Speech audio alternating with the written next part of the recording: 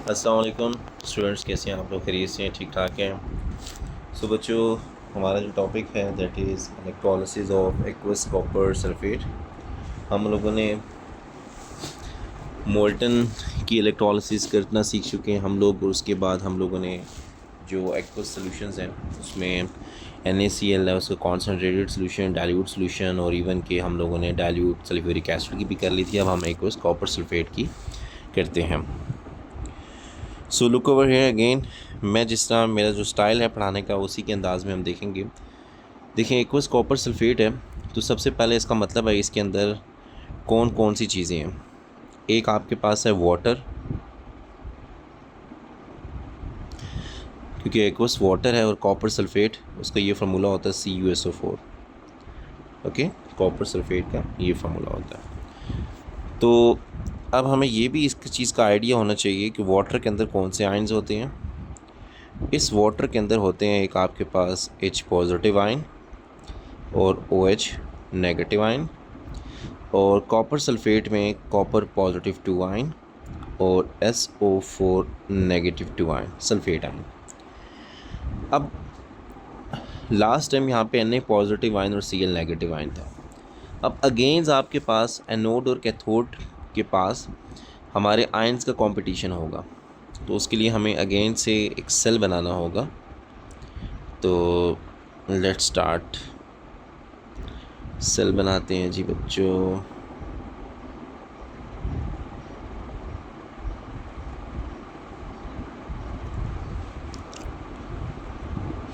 ये कंटेनर हो गया, यहाँ पे एक इलेक्ट्रोड, यहाँ पे दूसरा इलेक्ट्रोड, और यहाँ पे एक सॉल्यूशन हम लिखते हैं, और इस सॉल्यूशन के अंदर कौन से आयन्स हैं, और वो यही आयन्स हैं जिनको मैं अब यहाँ पे कॉपी पेस्ट कर दूँगा।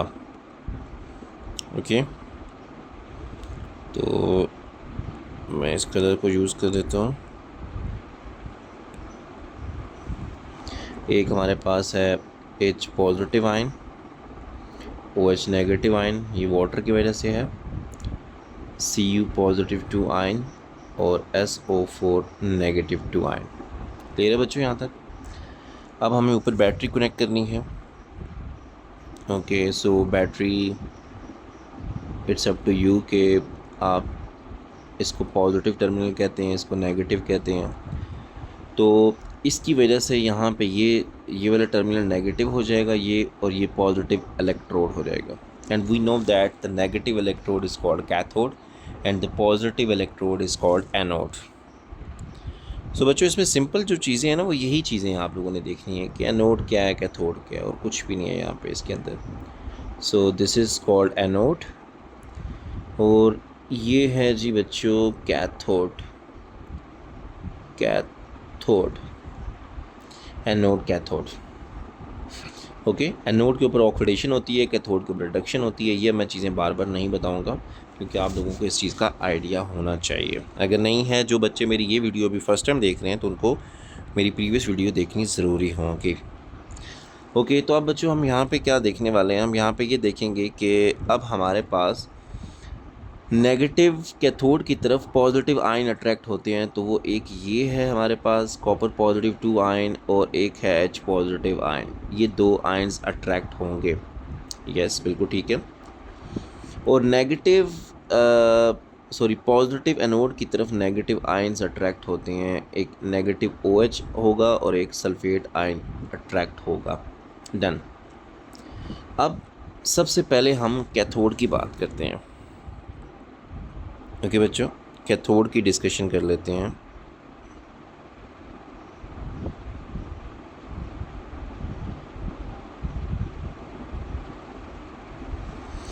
कैथोड की तरफ कौन सा आयन, दोनों आयन्स अट्रैक्ट हो रहे हैं। H पॉजिटिव आयन भी अट्रैक्ट हो रहा है बच्चों, ये H पॉजिटिव आयन भी अट्रैक्ट होगा, कॉपर पॉजिटिव 2 आयन भी अट्रैक्ट होगा। बट इन दोनों आयन में से डिस्चार्ज कौन होगा? जो लेस रिएक्टिव होगा। अब रिएक्टिविटी सीरीज़ में चलते हैं। कॉपर और हाइड्रोजन आयन में ज़्यादा लेस रिएक्टिव कौन है? So look over here, hydrogen ऊपर है, कॉपर नीचे है, तो copper is the less reactive. तो लेस रिएक्टिव एलिमेंट ही जाके कैथोड के ऊपर डिस्चार्ज होते हैं। ये एक रूल है कि लेस रिएक्टिव ही जाके आपका कैथोड के ऊपर जाके डिस्चार्ज होगा। So look over here, less reactive कौन है? H पॉजिटिव आयन और कॉपर में कॉपर पॉजिटिव 2 आयन है बच्चों। लेस रिएक्टिव आयन जा चुका है, अब इसको कैथोड को चाहिए कि इसको इलेक्ट्रॉन प्रोवाइड करे। 2 इलेक्ट्रॉन ये कैथोड पे जाके इलेक्ट्रॉन गेन करेगा और आपके पास बनेगा कॉपर। क्लियर है? 2 इलेक्ट्रॉन क्यों? क्योंकि कॉपर के ऊपर पॉजिटिव 2 चार्ज था। पॉजिटिव 2 चार्ज का मतलब होता है कि इसके पास 2 इलेक्ट्रॉन की डेफिशिएंसी है। ये हो गया बच्चों। अब एनोड की तरफ चलते हैं।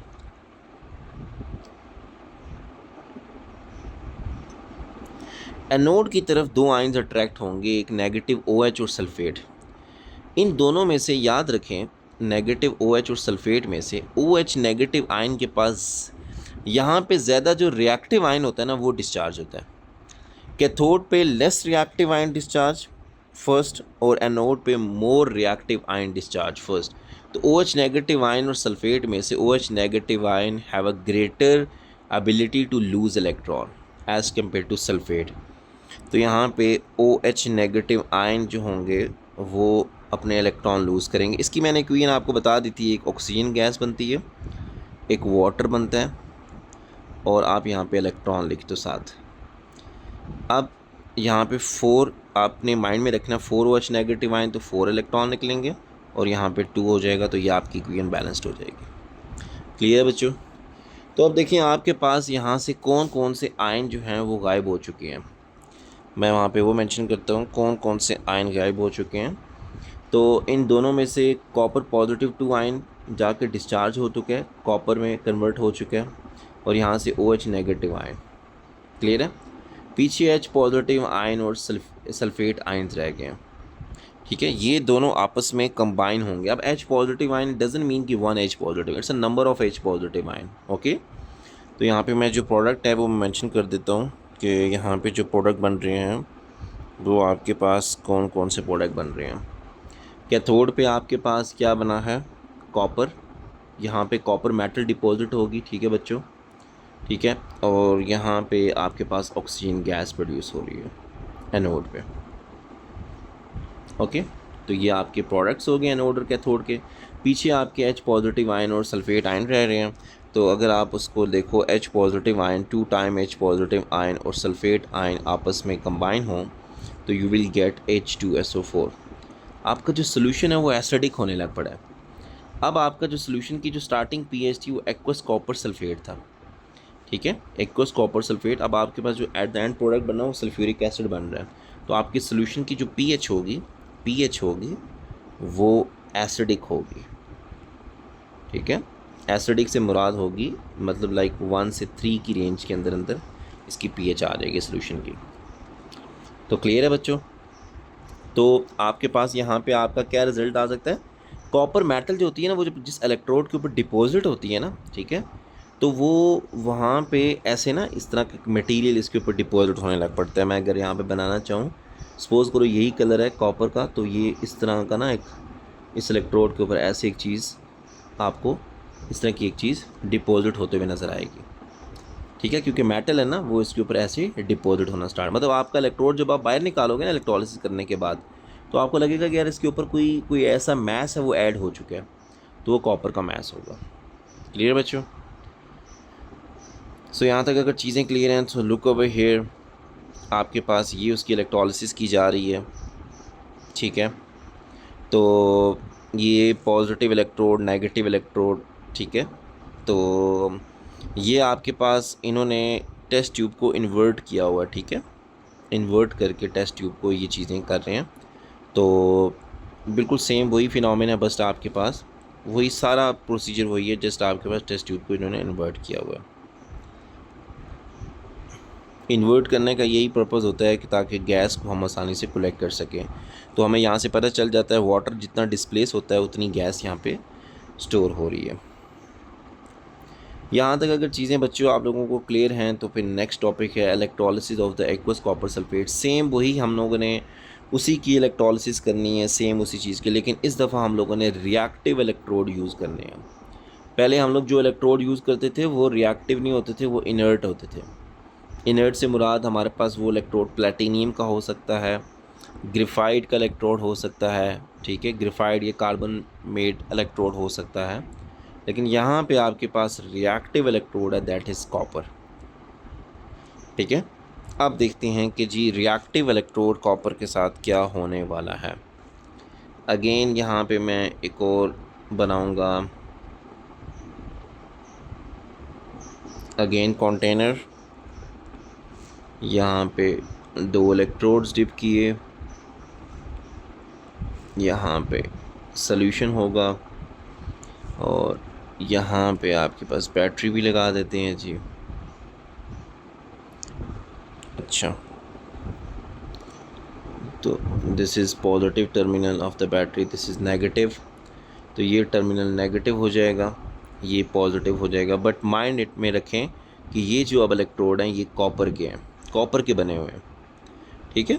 सेम वही है, कॉन्सेप्ट वही है, नेगेटिव इलेक्ट्रोड है, नेगेटिव इलेक्ट्रोड मतलब कौन सा होता है, कैथोड होता है, राइट, दिस इज़ कैथोड, और ये जो होगा दिस इज़ एनोड। एनोड पे होती है ऑक्सीडेशन, OXT लिख रहा हूँ, और कैथोड पे होती है RDE, red mean reduction. Clear है। अब इसके अंदर वो जो आयन्स है ना वही हैं, एक्वस कॉपर सल्फेट के जो आयन्स आने थे वो वही हैं जो आयन्स थे यहाँ पे। सो यहाँ पे H पॉजिटिव आयन भी है, OH नेगेटिव आयन भी है, और Cu पॉजिटिव 2 आयन भी हैं, और SO4 नेगेटिव 2 आयन भी, एक्वस कॉपर सल्फेट आयन। अब इस पे पॉइंट ये है, पहले होता था इनर्ट इलेक्ट्रोड, ठीक है, जो एनोड है ना, एनोड वो पॉइंट है जहाँ पे ऑक्सीडेशन होती है, पहले ये इनर्ट होता था। तो इलेक्ट्रोड अब इस केस में रिएक्टिव इलेक्ट्रोड है, रिएक्टिव इलेक्ट्रोड इटसेल्फ यहाँ पे ये जो एनोड है ये खुद ऑक्सीडाइज होने लग पड़ेगा। ऑक्सीडाइज का मतलब ये है कि जो ग्रीन कलर का आपको ये एक इलेक्ट्रोड नज़र आ रहा है, इसमें से आहिस्ता आहिस्ता, मैं अगर इसको थोड़ा सा बड़ा कलर कर दें, कहाँ गया जी ग्रीन,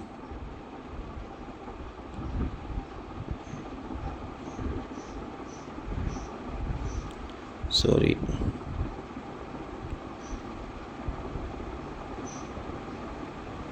ये सपोज करें हम लोगों ने ये इलेक्ट्रोड डिप किया था, ठीक है, ये। अब देखिएगा क्या होगा, ये जो कॉपर का बना हुआ है, यहाँ से कॉपर जो होगी ना, यहाँ से कॉपर वो सॉल्यूशन के अंदर आएगी ऐसे, ठीक है। अब क्या मतलब, एनोड आपका किसका बना हुआ है, कॉपर का, ठीक है। कॉपर जब अपने इलेक्ट्रॉन लूज़ करने के बाद वो जब सॉल्यूशन में आएगा तो कॉपर पॉजिटिव 2 आयन बनाएगा, 2 इलेक्ट्रॉन लूज़ करेगा। मतलब ये जो इलेक्ट्रोड कॉपर मेटल का बना हुआ था ये आहिस्ता आहिस्ता यहाँ से उतरना स्टार्ट हो जाएगा और सॉल्यूशन के अंदर आयंस की फॉर्म में जाना स्टार्ट हो जाएगा। तो यहाँ से कॉपर पॉजिटिव 2 आयन, ये जो ब्लैक वाले कॉपर पॉजिटिव 2 आयन आ रहे हैं, ये कहाँ से आ रहे हैं, ये इस इलेक्ट्रोड के आ रहे हैं, ठीक है। अंदर जो कॉपर पॉजिटिव 2 आयन थे वो अंदर ही हैं, उनकी कॉन्सेंट्रेशन वहीं की वहीं है। अच्छा, अब क्या होगा कि आहिस्ता आहिस्ता आपको क्या लगता है कि इसका जो मैस है, ये जो आहिस्ता आहिस्ता ये जो इतना मैंने थोड़ा सा थिक करके ग्रीन कलर में बनाया है, ये आहिस्ता आहिस्ता ना, मैं अगर इसको थोड़ा थोड़ा सा करना चाहूँ तो ये देखो आहिस्ता आहिस्ता आहिस्ता आहिस्ता इसके ऊपर से ये ख़त्म होने लग पड़ेगा, ये आहिस्ता आहिस्ता, ठीक है। तो मतलब मैं यहाँ पे ना एक छोटी सी लाइन लगा देता हूँ ताकि क्लियर हो के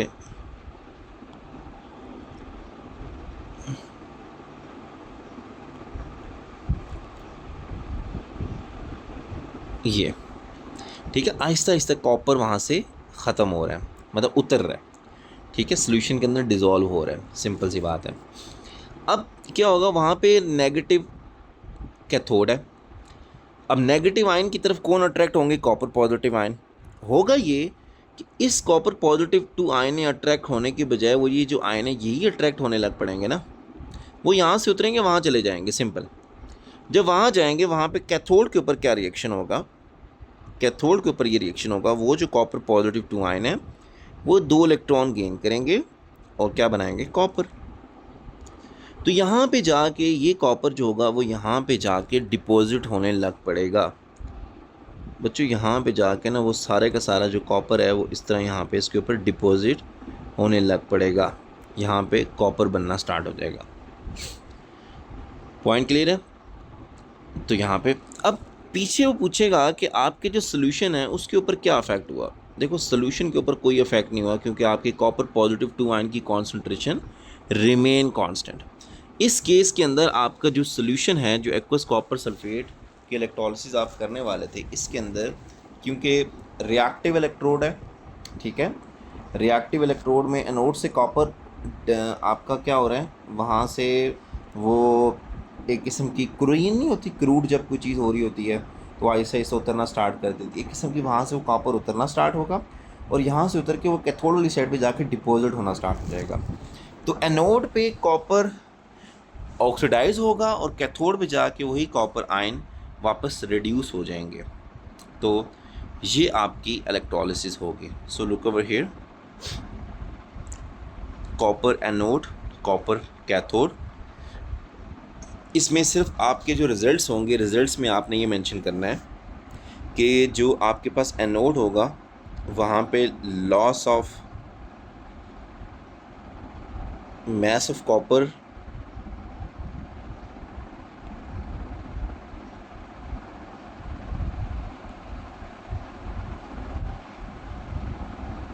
mass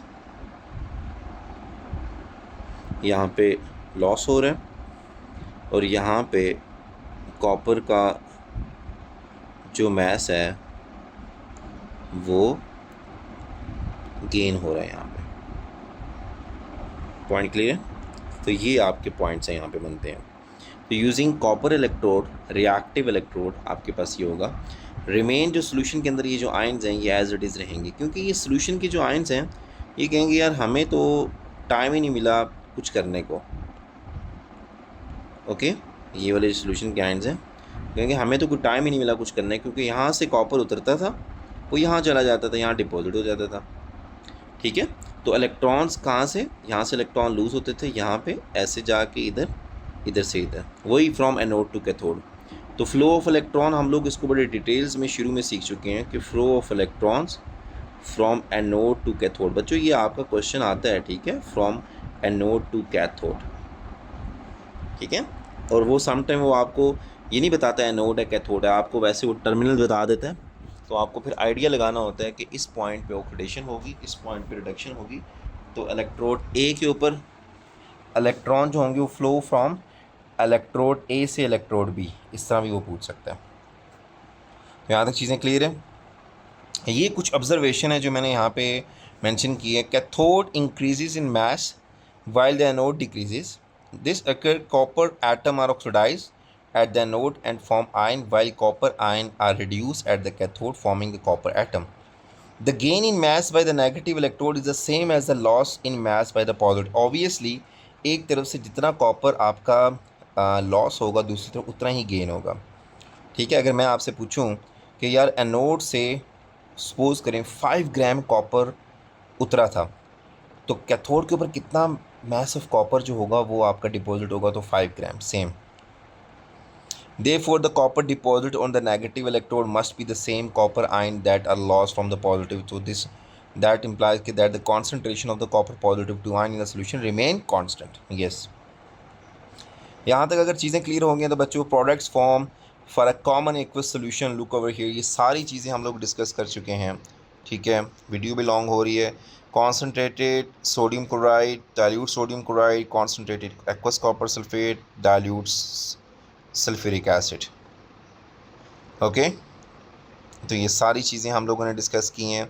इसमें क्लोरीन गैस बनती है, इसमें हाइड्रोजन गैस, इसमें ऑक्सीजन प्रोड्यूस, हाइड्रोजन गैस, इसमें ऑक्सीजन गैस रिलीज़ होती है। ठीक है, और इसके अंदर आपके पास copper is lower than the hydrogen ion reactivity see, so preferentially आपकी डिस्चार्ज इज़ अ मेटल।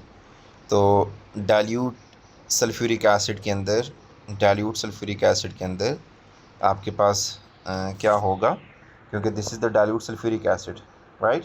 तो हाइड्रोजन गैस यहाँ पे रिलीज़ होती है। ये सारी चीज़ें हम लोगों ने डिस्कस की हुई हैं। देन द सल्फेट आयन, तो यहाँ पे वो कह रहा है water more readily give up the electron, this is not water, this is OH negative ion. OH negative ion more readily give electron as compare to the sulphate. Okay, ये point मैंने आपको ऊपर बता दिया था। यहाँ तक बच्चों अगर चीज़ें क्लियर हैं तो आयोनिक हाफ इक्वेशन, ये सारी आयोनिक हाफ इक्वेशन लिखी हुई हैं आपने। ब्रोमीन, ब्रोमाइड से ब्रोमीन, क्लोराइड से क्लोरीन, OH नेगेटिव आयन से ऑक्सीजन वाटर, लेड से लेड, लेड पॉजिटिव 2 आयन से लेड, H पॉजिटिव आयन से हाइड्रोजन गैस, ये देखिए हाइड्रोजन गैस।